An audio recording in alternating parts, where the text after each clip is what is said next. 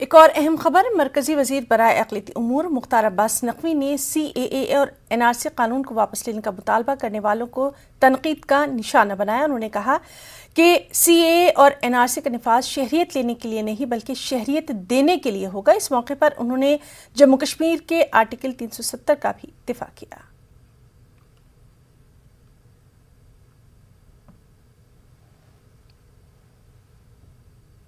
देखा होगा 2-3 दिनों से जो है वो एक बार फिर से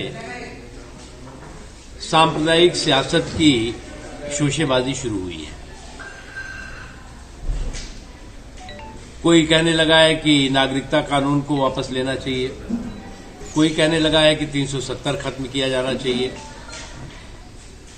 ये वो लोग हैं जो लोग की इस बात को अच्छी तरह जानते हैं कि नागरिकता कानून किसी की नागरिकता लेने के लिए नहीं बल्कि बांग्लादेश, पाकिस्तान, अफगानिस्तान में जो अल्पसंख्यक हैं, पीड़ित हैं, प्रताड़ित हैं, उन जिनके साथ जुल्म हो रहा है, उनको नागरिकता देने के लिए है।